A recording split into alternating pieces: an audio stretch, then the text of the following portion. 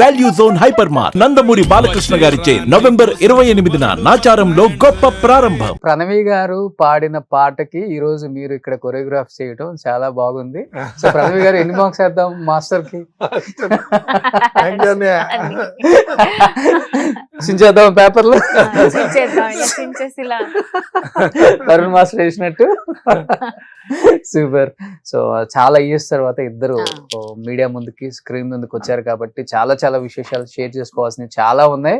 So first of all Raghu master అంటే అప్పుడప్పుడు కనిపిస్తారు కాబట్టి మాకు ఇండస్ట్రీలో ఏదో ఒకటి తెలుస్తుంది ఆయన గురించి న్యూస్.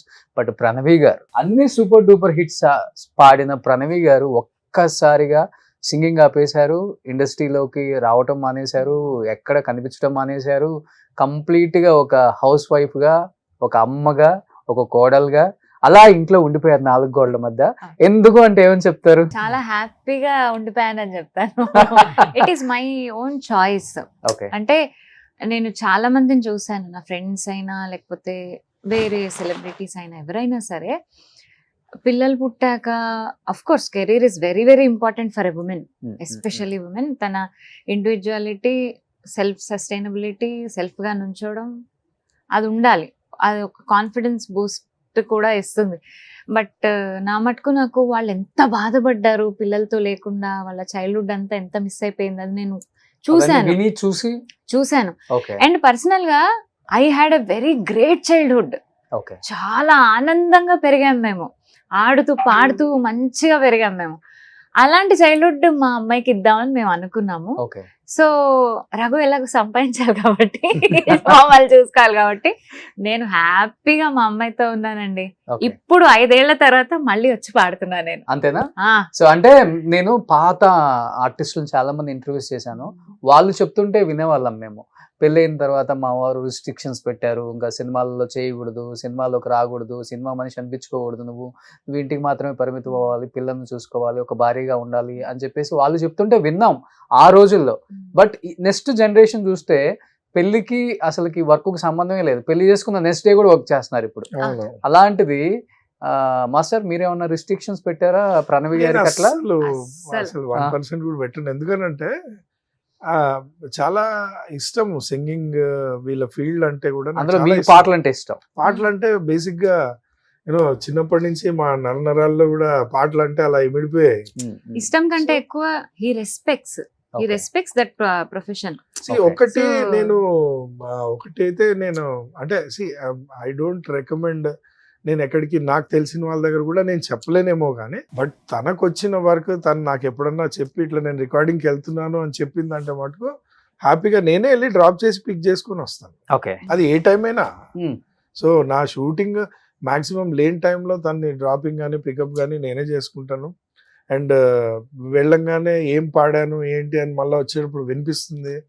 సో నాకు అసలు ప్రాబ్లమే లేదు, అసలు అట్లాంటి ఆలోచనే లేదు ఫస్ట్. ఓకే. సో ప్రణవి గారు పాడిన పాటలలో మీకు బాగా నచ్చిన పాట అంటే ఏమని చెప్తారు? నాకు ఎవర్ గ్రీన్ తనది కొరియోగ్రాఫ్ చేసి నేనే కొరియోగ్రాఫ్ చేశాను. కరెక్ట్ పాడిన పాటకి తను పాడిన పాటకి కోఇన్సిడెన్స్ అది. ఇప్పుడు ప్రణవి గారు పాడతారు, మీరు కొరియోగ్రఫీ చేయాలి. అది మెలోడీ సాంగ్, అది స్లో మోషన్ సాంగ్. అది స్లో మోషన్ లోనే ఎక్స్ప్రెషన్స్ ఎక్కువ వస్తాయి. గుసగుసలాడే అని నాని గారిది జెంటిల్మెన్ సినిమా, గుసగుసలాడే అని. అండ్ ఆ సాంగ్ తోటి ఇంకో 10 days లో నా మ్యారేజ్ ఉంది దీంతో. అండ్ ఆ రోజే లాస్ట్ షూటింగ్. సినిమాలో కూడా షూటింగ్ వైజ్ గా ఆ పాటే last. And first card Nani గారికి ఇవ్వడం జరిగింది అక్కడే స్పాట్ లో. సో ఎందుకంటే ఆ తర్వాత పెళ్లి కొడుకు చేస్తారు, తర్వాత ఇంట్లో ఉండాలి, బయటకు వెళ్ళకూడదు, సో ఇవన్నీ ఉంటాయి కాబట్టి అదే లాస్ట్ అనమాట. And that was my memorable, ఎందుకంటే గుర్తుండిపోతుంది కదా, అది ముద్రలాగా. సో ఆ ముద్రలాగా గుర్తుండిపోయేది ఏంటంటే అది కోఇన్సిడెన్స్, అది పర్ఫెక్ట్ కోఇన్సిడెన్స్ అది. సో అది నాకు చాలా ఇష్టం ఆ పాట. అండ్ అఫ్ కోర్స్ నేను చాలా మంది పాటలు వింటూ ఉంటాను. అండ్ ఇప్పుడు షూటింగ్స్ జరిగేటప్పుడు డైరెక్టర్స్ పిలిచి పాట ఇచ్చేటప్పుడు ముందు సింగర్స్ చాలా మంది వింటుంటాను, అందరిది వింటుంటాను, అందరిది బాగుంటాయి. అండ్ ప్రణవిది నాకు ఎక్కువగా ఇష్టం, అంటే తన మెలోడీ ఎక్కువ ఇష్టం నాకు. తనతోటి యూనో మెలోడీ సాంగ్స్ లో అసలు క్వీన్ అనాలి, సారీ. అంతేనా? అంటే ఆ పాడుతుంటే సెన్సిటివ్నెస్, టెండర్నెస్ ఉంటుంది వాయిస్ లో, ఓకే. అది చాలా బాగా ఇష్టం. బట్ రియల్ లైఫ్ లో అంత మెలోడీ ఉందా ఇంట్లో? మెలోడీ ఉంటది, ఎందుకంటే కాదు మెలోడీ ఉంటది 100%. ఆ వాయిస్ లో ఎంత మెలోడీ ఉందో ఇంట్లో చెప్పు. కూడా సౌండింగ్ లో మెలోడీ ఉంటది. అది చాలా మెలోడియస్ ఉంటుంది. అంటే ఒకసారి చిన్న చిన్నగా వాయిస్ ఎక్కువ వినపడేది తందే ఇంట్లో. ఓకే. వినపడికి ఎందుకు అరుస్తావు అని అంటే, నా వాయిస్ ఇదే అని అంటే, అరే అవును. ఇది ఇంట్లో ఎట్లా అరుస్తారు ప్రణవి గారు? ఏం చెయ్యడు, నేను basic గా చాలా విన్నాను. ఫస్ట్ బుజ్జి, ఆ, నెక్స్ట్ అరే ఫస్ట్ మర్యాదగా చెప్తానండి, వినిపించుకోడు, ఆ ఫోన్ చూసుకుంటూ ఏదో చూసుకుంటూ ఉంటాడు. ఓకే. అరే పక్కన ఉన్నా కదా, నాతో మాట్లాడు కదా, అందులో ఏం చూస్తావు అంట. నేను అంటే ఒరే అంటాను. అంటే ఎందుకు అరుస్తావు పొట్టి అంటే, నువ్వు నన్ను రెచ్చగొట్టేసి మళ్ళీ అరుస్తున్నాను, మళ్ళీ నా మీదే అంటే. ఓకే. చాలా బాగుంటుందండి మా ఇంట్లో. అంతేనా? ఆ, సో మీరు పొట్టి అంటారా? అవునవును. ఆమె పొట్టి అని ఎవరు చెప్పాడు అసలు మీకు? అంగుళం పొట్టున్న పొట్టే కదా. అంతేనా? అది ఎవరు నాన్నగారి డైలాగ్, అంగుళం పొట్టున్న పొట్టే కదా. ఓకే. తనకి ఇష్టమైన సాంగ్ జెంటిల్మెన్. ఇప్పటికి మా ప్రణవి గారి వాయిస్ అలానే ఉందని మేము అనుకుంటున్నాం, పడతారు మా ఆడియన్స్ కోసం. Thank you. గుసగుసలాడే పదనిసలేవో తొలివలపేమో బహుశా ఏదో జరుగుతోంది, అదే ఆనందంలో అదే తెలియని అలజడి అలజడి అలజడి వావ్. అలజడి అలజడి అలజడి. అసలు పోదు. ఒక్కసారిగా మారిపోతుంది. అదే ఇంట్లో కోవైసల్లాగా టంగా నడుస్తాం. ఇప్పుడేమో నేనే కార్ లో ఎన్నిసార్లు వినుంటాను ఈ సాంగ్, అవునా? అంత అద్భుతంగా ఉంటుంది. Thank you. కానీ ఇంత మంచి సింగర్ ని మేము మిస్ అయ్యామండి అసలుకి ఇన్ని సంవత్సరాలు. Thank you. లేకపోతే ఇప్పటికల్లా మీ ఖాతాలో ఒక 1000 పైన పాటలు ఉండేవి కదా. చాలా తక్కువ పాటలు పాడారు, ఎంత మంచి వాయిస్ పెట్టుకొని మీరు.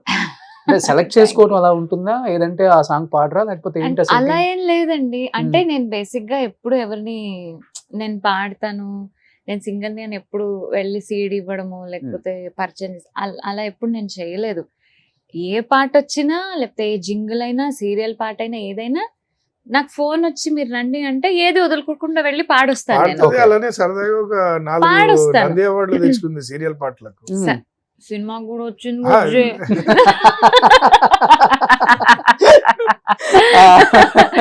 సో ఎప్పుడు వెళ్ళలేదు సార్ నేను. నా దగ్గరకు వచ్చినా పాడాను. ఒకవేళ నేను రికార్డింగ్కి వెళ్ళి ఈ పాట నా వాయిస్ కంటే వేరే వాళ్ళకి చాలా బాగుంటుంది అంటే ఎన్హాన్స్ అవుతుంది ఈ పాట. ఇప్పుడు ఏ పాట అయినా చాలా కష్టపడి చేస్తారు సార్, చిన్న సినిమానో పెద్ద సినిమానో అవన్నీ పక్కన పెడితే ఆల్బమ్ ప్రాణం కదా, అంతే కష్టంగా చేస్తారు. It is like their baby. So నేనెవరిని మధ్యలో వెళ్ళి ఆ పాట పాడు చేయడానికి, ఇప్పుడు వాళ్ళకి నేనంటే చాలా ఇష్టం ఉండొచ్చు, బట్ వేరే వాళ్ళు పాడితే పాట ఇంకా బాగుంటుందేమో కదా. సో అలా వదిలేసిన పాటలు చాలా ఉన్నాయి. అది ఏంటంటే నేనే వేరే సింగర్ తో మాట్లాడి కోఆర్డినేట్ చేసి కూర్చుని రికార్డ్ చేసి పంపిస్తాను. ఓ ఇలా కూడా ఉందా ప్రణవి గారు మీ లైఫ్ లో? నాకు ఇష్టం సార్, అంటే I'm passionate about music. Basically నేనే పాడేయాలి నాకే కావాలి అనకుండా ఈ పాట బాగుంటుంది అన్న ఒక ఎంతూజియాజం నాలో చాలా ఎక్కువ. అలా పోయిన పాటలు చాలా ఉన్నాయి.